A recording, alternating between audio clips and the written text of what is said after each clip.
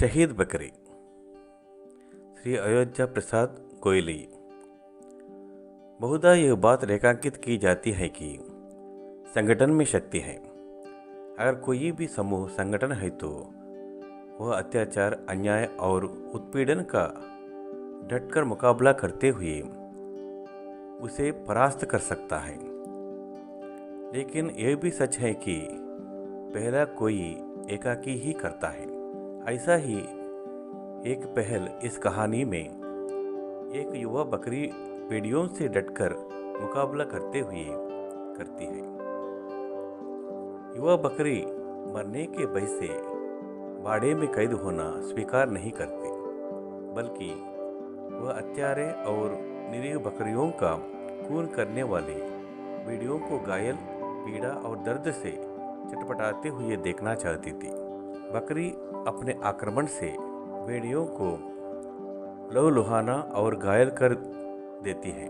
यह अवश्य होता है कि इसमें वह अपने साथियों की अकर्मण्यता के कारण ढेर हो जाती है, पर एक उदाहरण अवश्य रख जाती है कि साहस से भरी सिर्फ एक बकरी भी भेड़ियों को घायल और गांवों के सड़न से मरने को बांध कर सकती है। हरे भरे पहाड़ पर बकरियां चरने जाती तो दूसरे तीसरे रोज एक न एक बकरी कम हो जाती। भेड़िए की इस दुर्दशा से तंग आकर चरवाहे ने वहां बकरियां चराना बंद कर दिया और बकरियों ने भी मौत से बचने के लिए बाड़े में कैद रहकर जुगाली करते रहना ही श्रेष्ठ समझा। लेकिन ना जाने क्यों एक युवा नई बकरी को यह बंधन पसंद नहीं आया। अत्याचारी से यूं कब तक प्राणी की रक्षा की जा सकेगी? वो पहाड़ से उतरकर किस रोज बाड़े में भी कूद सकता है? शिकारी के भय से मूर्ख शुतुरमुर्ग रेत में गर्दन चपा लेता है, तब क्या बकरी उसे बख्श देता है? इन्हीं विचारों से रोतपोत वह असहरत भरी नजरों से पहाड़ की ओर देखती रहती। साथियों ने उसे आंखों में समझाने का प्रयत्न किया कि वह ऐसे मूर्खतापूर्ण विचारों को मन में ना लाए। भोग्य सदैव से भोगने के लिए ही उत्पन्न होते रहे हैं। भेड़ियों के मुंह हमारा खून लग चुका है, वह अपने आदत से कभी बाज नहीं आएगा। लेकिन नई युवा बकरी तो भेड़ी के मुंह में लगे खून को ही देखना चाहती थी। वो किस तरह चटपटाता है, यह करतब देखने की उसकी लालच बलवती होती गई।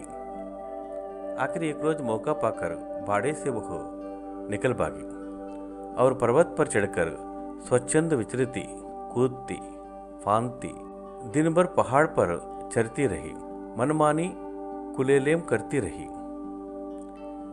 भेड़ियों को देखने की उसे उत्सुकता भी बनी रही, परंतु उसके दर्शन ना हुए। झुटपुट होने पर लाचार जब वह नीचे उतरने को बाध्य हुई तो रास्ते में दबे पांव भेड़िया आता हुआ दिखाई दिया। उसकी रक्त रंजित आंखें, लपलपाती जीभ और आक्रमणकारी चाल से वो सब कुछ समझ गई। भेड़िया मुस्कुराकर बोला, तुम बहुत सुंदर और प्यारी महसूस होती हो। मुझे तुम्हारी जैसी साथिन की आवश्यकता थी। मैं कई रोज से अकेलापन महसूस कर रहा हूँ। तनिक साथ साथ पर्वतारात की सैर करें। बकरी को भेड़िए की बकवास सुनने का अवसर ना था। उसने तनिक पीछे हटकर कितने जोर से टक्कर मारी कि असावधान भेड़िया संभाल ना सके। यदि बीच का भारी पत्थर उसे सहारा ना देता तो आंधे मुंह नीचे गिर गया होता। भेड़िए की जिंदगी में ये पहला अवसर था। वो किंकर्तव्य मूड सा हो गया। टक्कर खाकर अभी वह संभल भी ना पाया था कि बकरी ने पहने सींग उसके सीने में इतने जोर से लगे कि वो चीख उठा। शत विशत होने से लहू की बहती धारा देख भेड़िए के पांव उकड़ गए, मगर एक निरीह बकरी के आगे भाग खड़ा होना उसे कुछ चंचा नहीं। वो भी साहस बटोर कर पूरे वेग से झपटा। बकरी तो पहले से ही सावधान थी। वो कतरा कर एक ओर हट गई और बेड़ी एक सिर दतख्त से टकराकर लहूलुहान हो गया। लहू को देखकर वो बेड़ी के लहू में भी उबाल आ गया। वो जी जान से बकरी के ऊपर टूट पड़ा। अकेली बकरी उसका कब तक मुकाबला करती। वो उसके दांवपेच देखने की लालसा और अपने अरमान पूरे कर चुकी थी। साथियों की अकर्मण्यता पर तरस खाती हुई बेचारा ढेर हो गई। पेड़ पर बैठे हुए तोते ने मुस्कुराकर मैना से पूछा, बेड़ियों से भिड़कर भला बकरी को क्या मिला? मैना ने सगर्व उत्तर दिया, वही जो अत्याचारी का सामना करने पर पीड़ितों को मिलता है। बकरी मर जरूर गई, परंतु भेड़िए को घायल करके मरी है। वो भी अब दूसरों पर अत्याचार करने के लिए जीवित नहीं रह सकेगा। सीने और मस्तक के घाव उसे सड़क सड़क कर मरने को बांध करेंगे। काश बकरी के अन्य साथियों ने उसकी भावनाओं को समझा होता।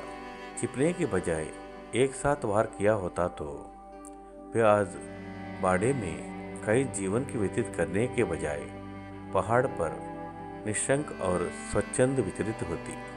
तोता अपना सा मुंह लेकर चुपचाप शहीद बकरी की ओर देखने लगा।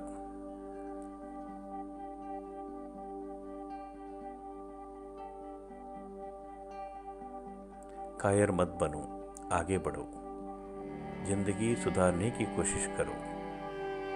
जय भारत। धन्यवाद।